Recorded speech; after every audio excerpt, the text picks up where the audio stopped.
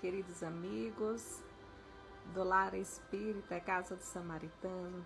É com muito prazer e muito amor que estamos aqui hoje para conversarmos um pouco sobre a palestra intitulada A Maternidade na Visão Espírita.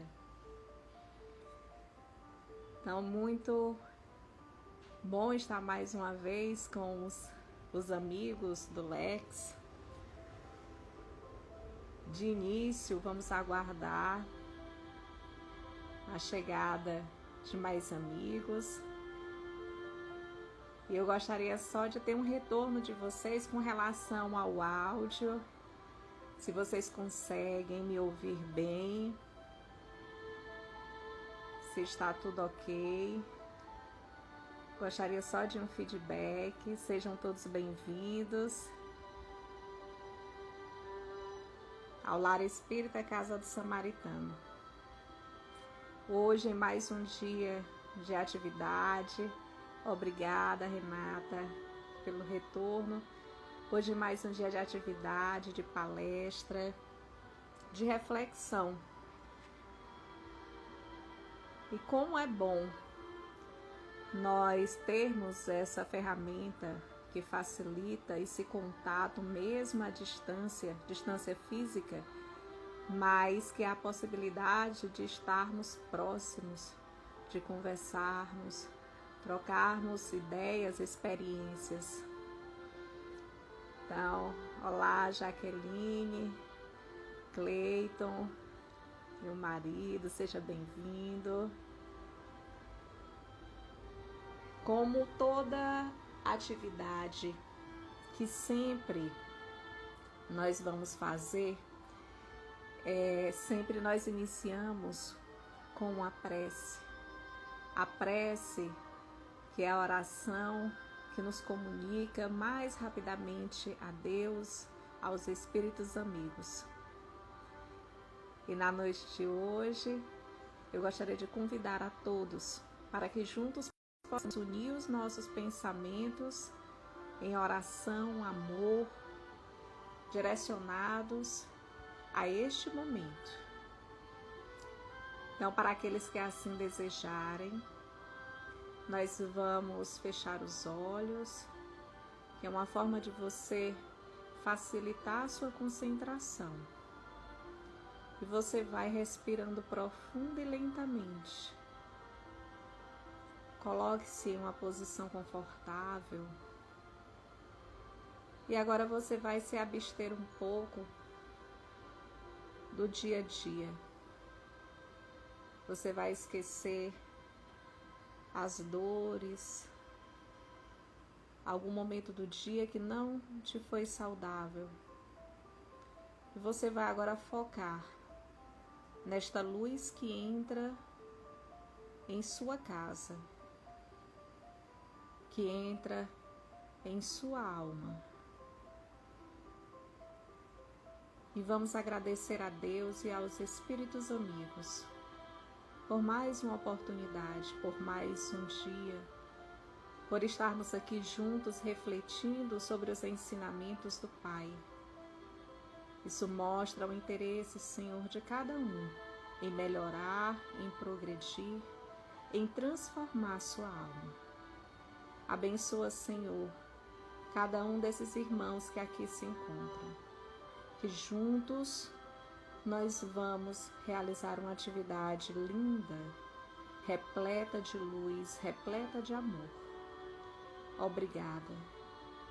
E assim, gratos, nós pedimos a permissão para dar por iniciado este momento de live, de comunicação, de troca de experiências de hoje. Que assim seja, graças a Deus. Graças a Deus. Olá, sejam bem-vindos, Celeste, Geisa. Então, para aqueles que não me conhecem, eu me chamo Serina Silva, e sou trabalhadora do Lar Espírita Casa do Samaritano também. E é com muito amor que estou aqui hoje trazendo um tema que é um tema no qual foi abordado durante todo o mês de maio, que é o mês de Maria, o mês das mães. Olá, Isabel. Então, hoje nós iremos trazer e completar, né, as palestras deste mês relacionadas a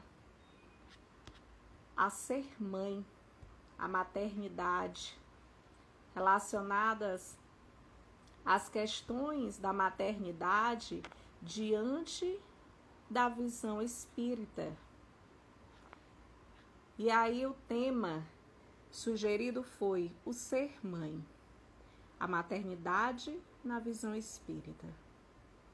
E somente pelo tema nós temos como começar essa abordagem. Primeiramente, eu gostaria que todos refletissem sobre o que é ser mãe.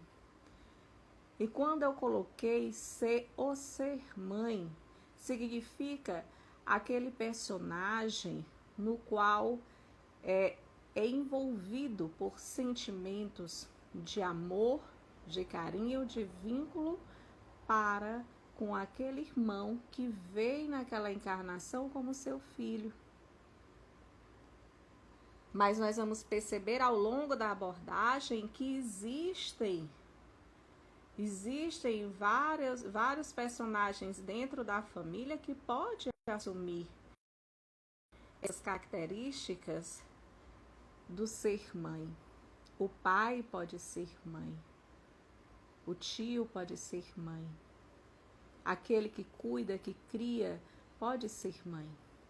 E existem características também que são inerentes à mulher, que somente a mulher pode realizar, como gestar um filho, como levar um filho em seu ventre, como dar à luz, parir. São características próprias da mulher. Mas isso não significa dizer que o sentimento não pode ser nutrido por outra pessoa também. E aí, diante desse contexto espírita, nós vamos entender alguns pontos relacionados a essa questão da maternidade. Mas para que fique melhor e mais claro, nós vamos começar falando sobre uma visão mais ampla. Nós vamos começar do todo para as questões mais específicas. Quando nós falamos em todo, nós falamos em Deus, o Ser Supremo, o Pai, aquele que tudo sabe, que tudo vê, que se faz presente em todos os lugares e em todos os seres.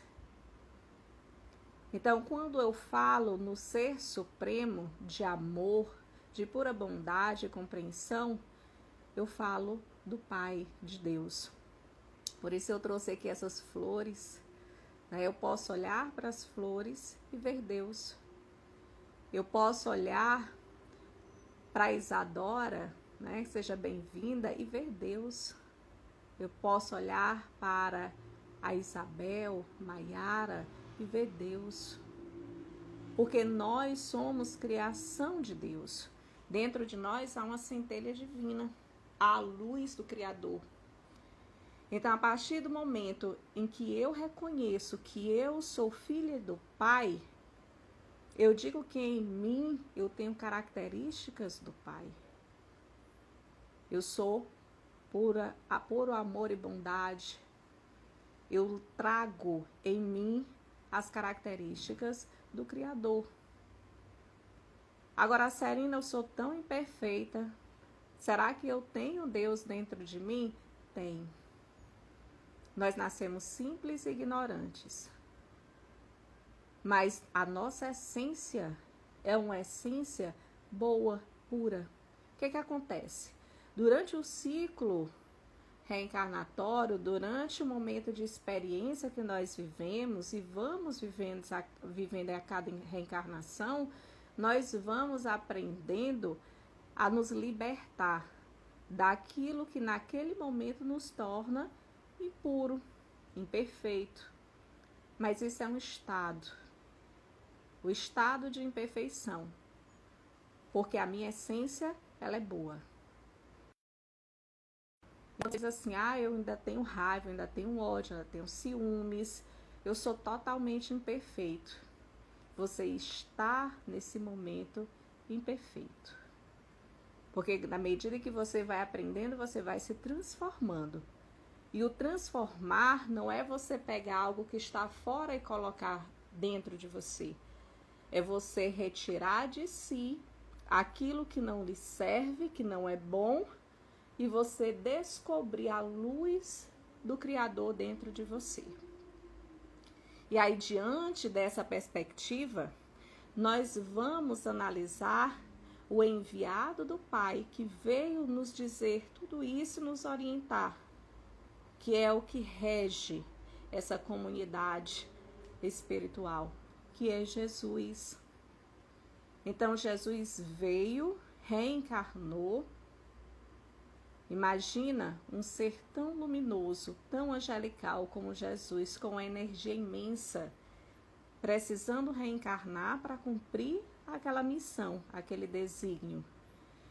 Então, para ele caber dentro de um corpo de carne, houve a necessidade de realmente ele passar por momentos, né, que ele precisava se despojar um pouco daquela energia grandiosa para poder caber novamente nesse corpo considerado pelo Evangelho, segundo o Espiritismo, às vezes como uma prisão, pesado, denso, mas ele veio. E ele veio dentro de um contexto familiar. Ele veio através de Maria de Nazaré, que teve Jesus como seu filho, que gerou esse ser dentro do seu ventre. E juntamente com José, formaram uma família. Então, olha a questão do ensinamento do grupo familiar. E quando nós falamos em família, nós falamos da união de pessoas que vêm em um mesmo grupo para conviver diante de um lar. Então, eles vão conviver. Eu formo uma família atualmente com meu marido, com minha filha. Então, eu tenho um porquê de estar junto com aquele outro ser. Assim como você que mora com seus filhos, mora com os pais, com os avós, os tios. Já se perguntaram por que estão juntos? Por que vieram juntos em um mesmo contexto familiar? Porque precisam se relacionar. E essas relações pode ser que seja para reaver questões que em vidas passadas ficaram sem resoluções, conflitos que precisavam ser resolvidos, que agora você tem condições de conviver com aquele outro irmão, aquele ser, dentro da sua família e tentar rever, perdoar, amar ou ser perdoado também. Porque quando a gente fala em família, a gente sempre se coloca do lado do personagem ou da pessoa que precisa perdoar. Eu te perdoo, porque às vezes quem faz o mal é o outro. Mas você às vezes não consegue se enxergar ou ver que você também precisa pedir perdão. Você também precisa aprender a amar. Você precisa aprender a respeitar. Então você pode estar ou de um lado ou do outro. E aí dentro da família, nós temos um personagem que exerce o papel de mãe. E é sobre esse personagem que nós vamos fazer a abordagem na noite de hoje. Quando se fala de Jesus com sua família, Maria veio na representação de mãe. Então, Maria também veio nos ensinar. Nós colocamos Jesus como protagonista Mas se nós observarmos, cada pessoa que conviveu com Jesus não veio por acaso. E quão grandioso era, ou é, ainda espírito, o coração de Maria. Aquele ser iluminado que cuidou de Jesus, que compreendeu os seus desígnios, sua missão, que chorou como mãe. Então, Maria é a nossa referência. Maria traz em si a essência materna. E aí, para complementar essa compreensão ao viés do Espiritismo, é importante que nós passemos a lembrar um pouco sobre os princípios que regem a doutrina espírita. Dentre eles, já falamos que a existência de Deus, a existência de um ser supremo. O Criador que observa e ensina a criatura, sua criação, que somos nós. E aí outro princípio que eu trago é a imortalidade da alma. Por que é interessante que nós saibamos e falamos um pouco sobre isso? Porque muitas questões que às vezes nos parecem confusas nessa vida, nessa reencarnação, elas podem ter explicações de reencarnações passadas. E aí quando eu falo de reencarnações, nós não temos apenas essa vida. Nós viemos de outras vidas, de outras experiências. Nesta, agora eu vim como Serina, com essa fisionomia, né, com esse corpo de matéria, mas em vidas passadas eu vim de uma forma diferente. Nas outras vidas eu vou vir também de uma forma diferente. Mas tudo aquilo que eu vivi como experiência fica arquivado. Nós temos umas gavetinhas, os arquivos, onde tudo fica registrado. Eu posso não lembrar, quando reencarno, de tudo que eu vivi anteriormente. Mas existem alguns momentos em que me vem aquele lance, aquele flash. E às vezes você pode se perguntar, meu Deus, isso não me é estranho. Você não sabe de onde vem agora, você nunca viveu uma coisa parecida, mas aquilo te parece familiar. De onde vem? Pode ter vindo de experiências de vidas passadas. E aí quando eu termino meu ciclo vital, ele morre e se desintegra, o que acontece? O espírito, ele se despoja do corpo, ele sai do corpo e permanece vivo. Nós somos espíritos vivendo uma experiência reencarnatória. O nosso ser contínuo, ele é de caráter espiritual. Então, o espírito, ele não morre. O que acaba é o corpo físico. E aí trago também essa possibilidade de, após retornarmos ao plano espiritual, nós estamos no plano físico da matéria. Retornando ao plano espiritual, eu vou continuar tendo o pensamento de que tenho agora. Ah, Serina, então quer dizer que quando a pessoa desencarna, ela não vai virar um santo, um anjo, não? Não. Qual é a diferença? A diferença é que você não vai ter mais o seu corpo material, mas a sua forma de pensar, suas ideias continuam. E pode mudar? Pode. À medida em que eu for me perfilando, for estudando, for fazendo diferente, for pensando e agindo diferente, as coisas vão mudando. Então, como é interessante? Por que é que é importante que a gente traga isso? Porque quando se fala de relação materna, você tem que imaginar que existe um ser que está vindo do plano espiritual para o plano terreno. E quando ele chega a esse plano terreno, ele vai precisar de um ser que já está reencarnado para recepcioná-lo,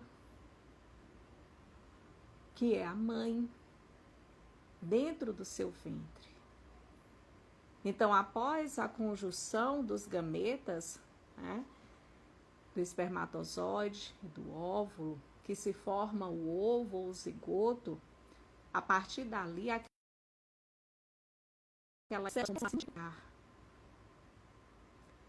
e aí eles vão se transformando, aquelas células vão se agregando, vão aumentando, até começar ao processo de construção das estruturas de um ser, ou seja, da matéria. Mas o espírito já está próximo.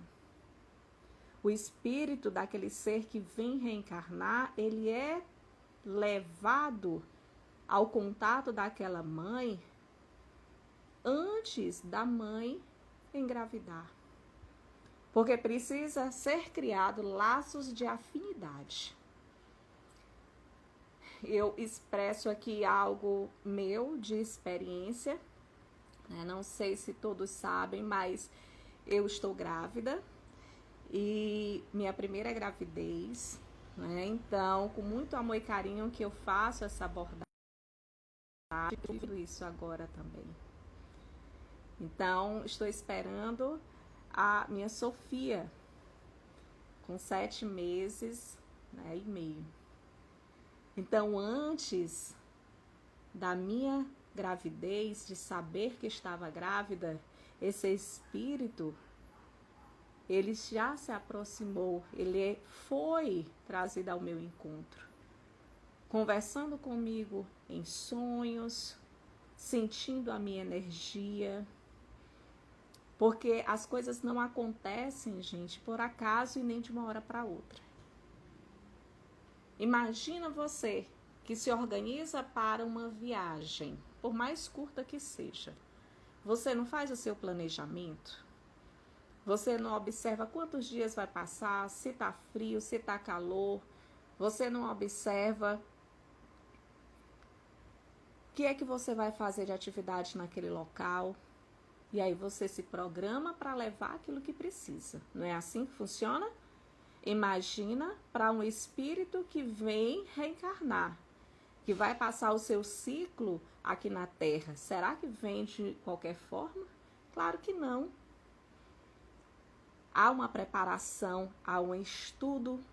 Para aqueles que são permitidos, eles escolhem o corpo que vão reencarnar, a forma do corpo. Então, há um contexto muito complexo para que esses espíritos reencarnem. Então, simplesmente não é só estralar os dedos e falar, vai, Sofia, que agora você vai ficar naquela família da Serina. Não. Então, existe todo um trabalho que é feito antes desta vinda material, vamos dizer assim. E aí, quando existe um ambiente propício, quando as condições são permissivas, tanto de quem vai receber esse filho, como de quem está vindo a ser o filho. Aí sim, aí você vai para a concretização, para a questão da formação da matéria. Depois que você já tem esse feto, você começa um processo de vinculação desse ser que veio, que agora está dentro de você, mãe, que você está gerando. Nesse momento, esse espírito, ele é coberto pelo véu do esquecimento, e ele passa por um processo de readaptação. Imagina se o irmão que viesse reencarnar, viesse lembrando de tudo. Imagina se o ser que eu estou carregando foi um ser no qual em outras vidas eu fiz mal.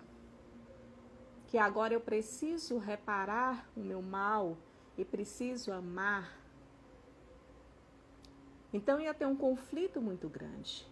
Como Deus, Criador, é tão sábio, Ele diz, olha, você vai, mas eu vou colocar sobre as suas lembranças um véu. Você vai temporariamente esquecer o que vocês viveram em vidas passadas. Por quê? Porque assim você tem uma chance de recomeçar, de fazer diferente. E também de permitir que a pessoa que vai te receber também faça diferente. Olha a sabedoria. E aí, quando nós entramos nesse processo de acolhimento entre mãe e feto, nós dizemos que é o período onde ocorre o maior transe mediúnico. É o período em que há a possibilidade dos fluidos desse filho entrarem em conexão com os fluidos da mãe. Há um entrelace. A mãe passa a sentir, a saber quando aquele feto ele está com um sentimento bom, quando mexe muito, quando mexe pouco. Você passa a conversar com ele. Ah, Serena, mas eu achava que o ser só passava a compreender depois do nascimento, depois que passasse da fase da infância, de forma alguma. A partir do momento em que você recebe, que você tem consciência de que há essa conexão, converse com o seu filho dentro do seu ventre, converse, explique, diga que aquele momento é diferente, diga o quanto que ele vai ser amado. Porque esse período de 9 meses de gestação, no qual é a maioria, né, 37 a 42 semanas, é um período muito importante de vinculação. E aí eu trago um exemplo bem claro com relação a essa consequência de vinculação. Vocês podem até colocar aí como um feedback. Quem aqui, em algum momento, ouviu um conselho de mãe que às vezes optava em fazer diferente, indicar diferente daquilo que você pensava? Tipo, você ia fazer uma coisa, aí sua mãe disse, minha filha ou meu filho, é melhor você não fazer isso. Não seria melhor você seguir por esse caminho? Porque eu não estou com um bom sentimento. Estou pressentindo algo. Eu acredito que muitos de nós já passamos por isso. E aí, quando normalmente minha mãe fala isso, eu fico aqui, ó, ligada. Eu digo, a senhora acha? Acho. A Isadora diz, eu sempre. Verdade. E se você normalmente faz o contrário, você vai observar lá na frente que sua mãe tinha razão. E você, por sua liberdade de escolha, decidiu seguir sua vontade. Mas observa, o que é isso? Será que a mãe vai adivinhar o que vai acontecer? Não. Não é adivinhação. É porque no período de gestação, de entrelaçamento energético, de afinidades geradas, ela aprendeu a reconhecer, a desenvolver a sensibilidade. Então, quando algo vai acontecer, quando mãe olha nos olhos do filho ou da filha, não precisa o filho falar nada. A mãe já sabe se o filho está bem, se não está, se tem alguma coisa acontecendo. a mãe já sabe. E aí, normalmente, o que é que a mãe relata? Eu sinto que há algo diferente. Eu sinto. O que é o sentir? É a conexão. E essa conexão é gerada desde antes o conhecimento da vinda dessa criança. E é fortalecida através do período gestacional. Então, olha como é interessante. Olha a importância de se entender todo esse processo para você, inclusive, como mãe, cooperar, para você auxiliar. Porque se eu estou mãe neste momento, nessa vida, é porque quando eu estava no plano espiritual, antes de reencarnar, eu aceitei essa missão de ser mãe. Então eu sabia que existia a possibilidade de receber um irmão neste plano. E aí, à medida em que eu escolho, durante a minha caminhada nessa reencarnação, eu me permito que isso aconteça, eu tenho sim a vinda desse irmão. Tem mulheres em que nessa reencarnação não vão exercer o papel de mãe, não vão gerar, não vão parir, ter seus filhos. Por quê? Porque pode ser que seja um planejamento reencarnatório. Essa mulher disse, olha, nesse momento, nessa reencarnação, eu vou me direcionar para resolver estas questões. Na próxima, quem sabe, eu assuma um ser. E às vezes, quando a mulher vem e passa pela vida toda, pela reencarnação, sem ter seu filho, muitos questionam, mas não tem filho. Mas pode ser uma opção dela. Isso não quer dizer que ela não possa amar outras crianças, outros irmãos. E aí, quando a gente fala do compromisso de ser mãe na atualidade, nós devemos lembrar que a mulher na atualidade, ela é envolvida com muitos fatores, com muitas atividades. Antigamente, a mãe, ela era responsável pela criação e cuidado com os filhos e a família.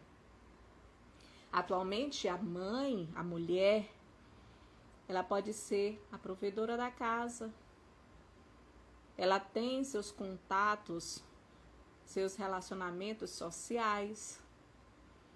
Ela sai para trabalhar pela manhã, tem seus compromissos, cuida da casa, mas não pode esquecer que existe também um papel importante, que é o de ser mãe. E nós percebemos quantas mulheres não terceirizam esses cuidados e essas orientações.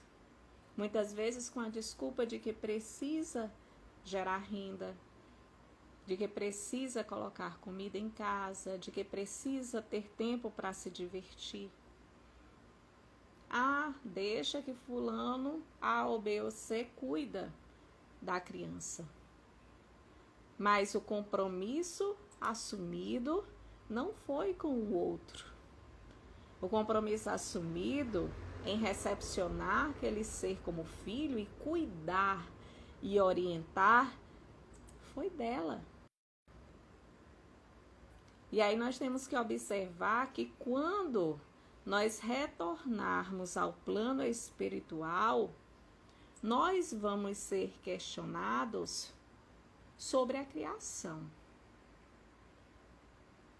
Porque a criação é como se fosse uma responsabilidade permitida por Deus para que você cuide e oriente daquele irmão que veio como filho. Olha como é grande a responsabilidade. E você deve ser exemplo. Não simplesmente deixar que as coisas aconteçam de qualquer forma. Então, aquilo que você vai ensinar para o seu filho é aquilo que você tem de concepção interna sobre o mundo. E aí você pode parar para se perguntar: como eu estou cuidando do meu filho? Ou aqueles que ainda não têm, mas que desejam ter, se assim forem perdidos. Como eu seria como mãe? Será que eu teria como assumir essa responsabilidade? E aqui, lembrando que nós estamos falando sobre a mãe, mas a responsabilidade é também do pai. É daquele que está próximo, do companheiro, da companheira, quem está com você. A responsabilidade são dos dois. E Allan Kardec pergunta aos espíritos, na pergunta 208, o seguinte questionamento: nenhuma influência exercem os espíritos dos pais sobre os filhos depois do nascimento deste? Ou seja, o espírito dos pais exerce influência sobre o espírito do filho depois que ele nasce? E aí os espíritos respondem: bem grande é a influência que exercem. Conforme já dissemos, os espíritos têm que contribuir para o progresso uns dos outros. Pois bem, os espíritos dos pais têm por missão desenvolver os de seus filhos pela educação. O que é educar? É você orientar, é você guiar.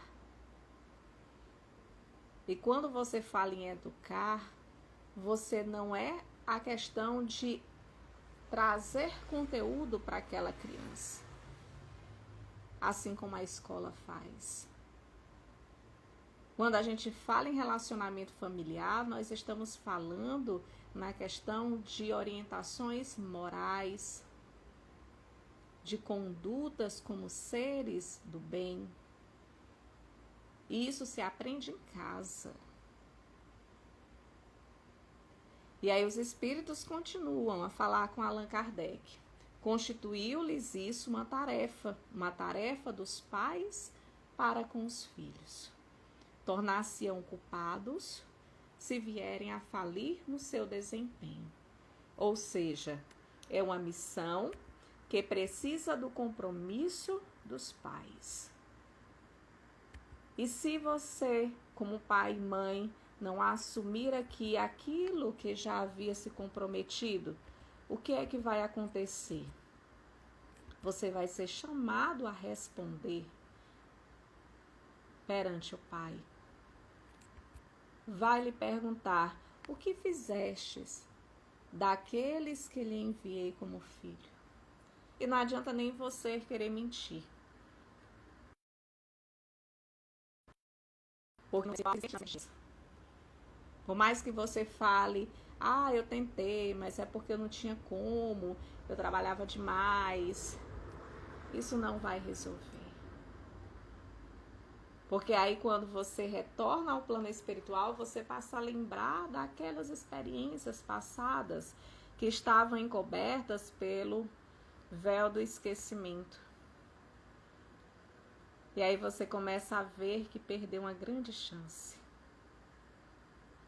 Mas vai se preparar para novamente, em outra reencarnação, tentar fazer diferente. Então, olha como é interessante essa conexão. Como é interessante você ter essa possibilidade de estar com pessoas que precisam se relacionar de uma forma diferente. E aí esse sentimento no qual nós estamos falando, Allan Kardec, na questão 890, faz uma pergunta aos espíritos. O amor materno é um sentimento intuitivo ou uma virtude? E os espíritos respondem a Allan Kardec. Quando nasce na mulher o sentimento de abnegação e devotamento em relação aos filhos, essa energia psíquica, inicialmente instintiva, atinge o grau de virtude. No início é instinto. A partir do momento em que você vai exercitando, vai se aproximando, vai convivendo, você percebe que é uma virtude, está dentro de você. Você está descobrindo. E aí nós aproveitamos aqui também para falar sobre instinto materno. Pergunto aqui, existe alguma mãe que está nos acompanhando que teria coragem de cometer algum ato que acha abominável com outra pessoa? A maioria vai responder que não. Não, Sarina, eu jamais cometeria. Ah, Deus me livre. Deus me proteja disso. Mas se nós mudarmos um pouco o contexto, e se nesse contexto estiver o seu filho ou a sua filha, e você precisa reagir no sentido de observar o fato. Ali você não vai nem parar para pensar. Por instinto, ainda que nos cabe de mundos primitivos, a mãe vai no senso de defesa, de proteção da sua cria, do seu filho e da sua filha. E ali você pode, inclusive, realizar atos que no seu habitual você não realizaria, nunca nem havia pensado em fazer. E aí a pessoa diz, olha, eu fiquei cega, mexeu com o meu filho, mexeu comigo. Existe um caso que há um tempo atrás eu vi, passando em jornais, que a mãe, né, de um porte franzino, magra, uma estrutura física, né, magra, mignon, que ela conseguiu levantar um carro porque o seu filho estava embaixo do carro, uma criança. E ela, observando aquela cena, ela teve forças, ela sozinha, de levantar o carro e puxar a criança. E aí eu pergunto, de onde vem esta força? De onde vem esse sentimento tão forte, essa energia tão grande? Vem do exercício do amor. Vem da possibilidade em que você tem de expressar esse sentimento tão puro que Deus nos permitiu. E aí os espíritos dizem que uma das grandes possibilidades e das grandes missões que tem é o de ser mãe. Porque ali você cria um ambiente propício para desenvolver esse sentimento mais puro que é o amor. E aí eu trago aqui, já chegando na parte final da nossa exposição, o nosso exemplo maior, que é Maria de Nazaré. Maria, em encarnações passadas, quando ainda convivia na constelação de Sírios, se chamava Sofia. Então, Sofia, a convite de um espírito amigo, Jesus,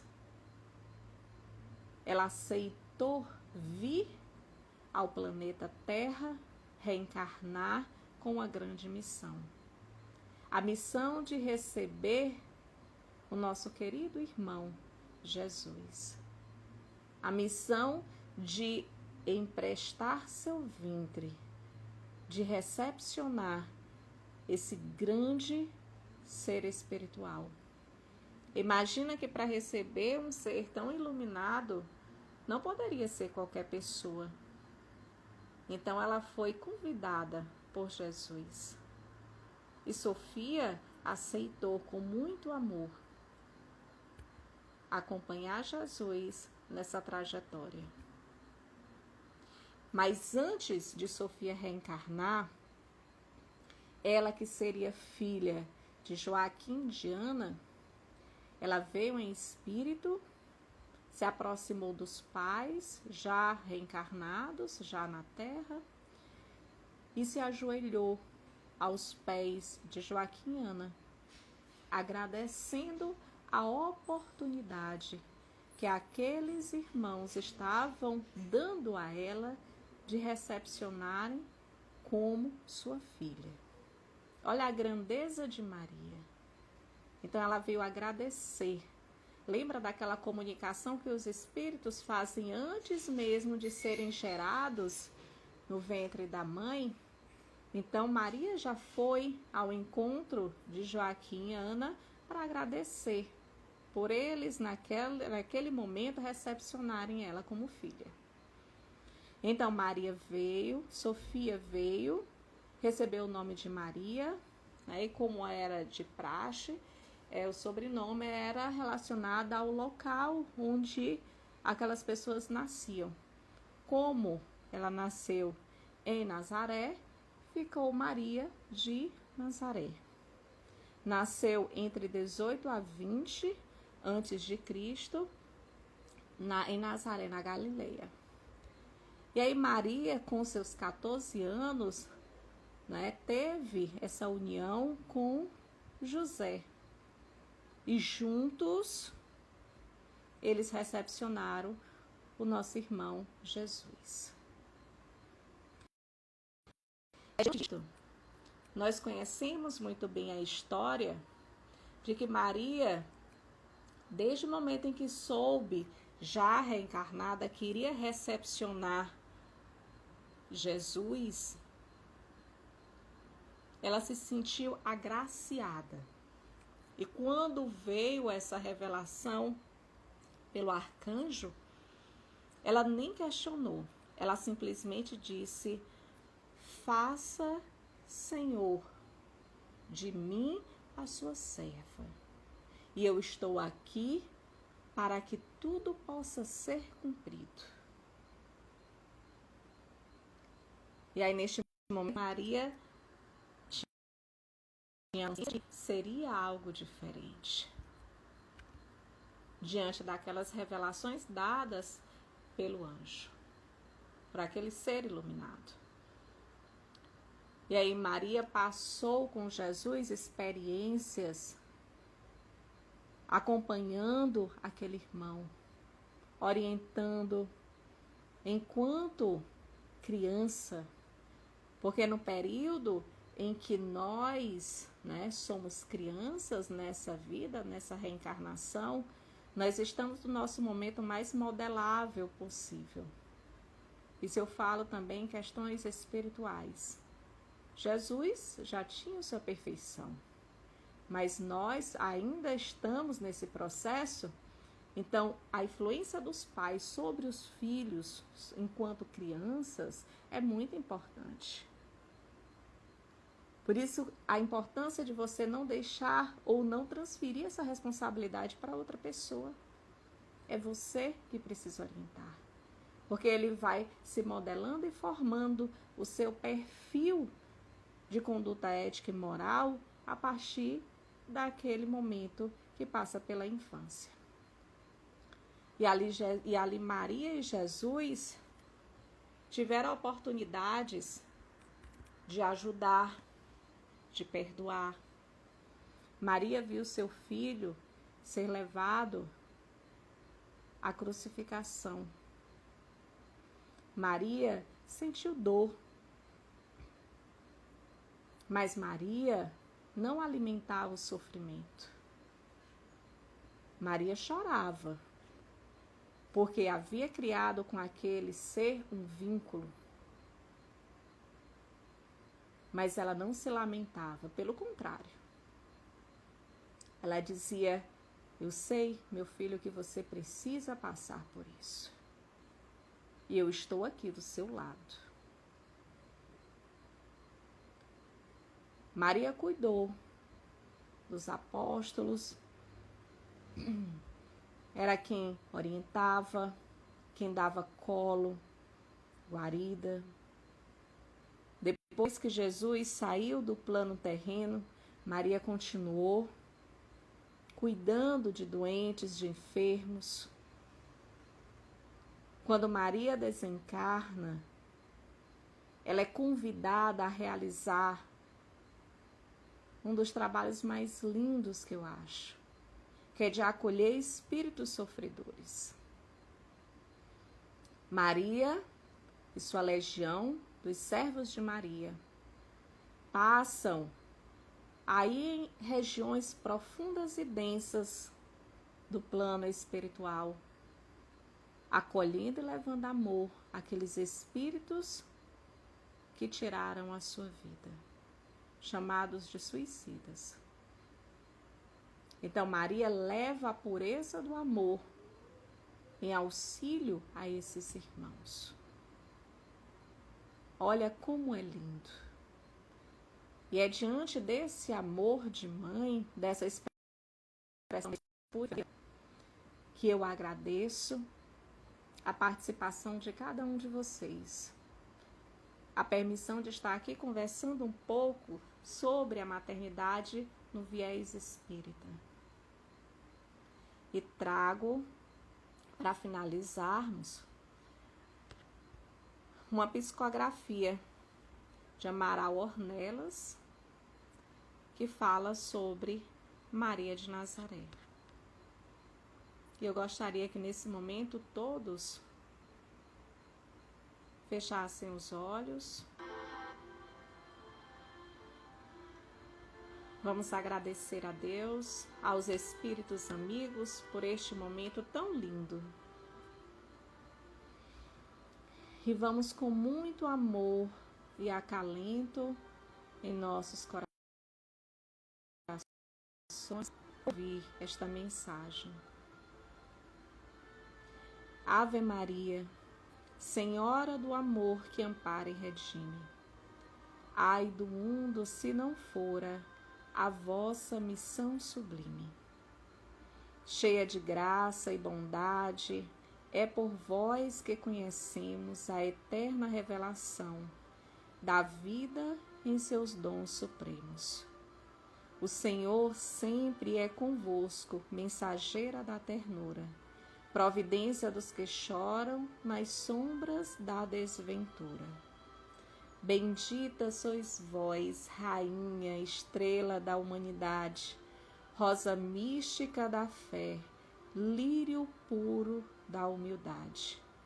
Entre as mulheres, sois vós, a mãe das mães desvalidas, nossa porta de esperança e anjo de nossas vidas.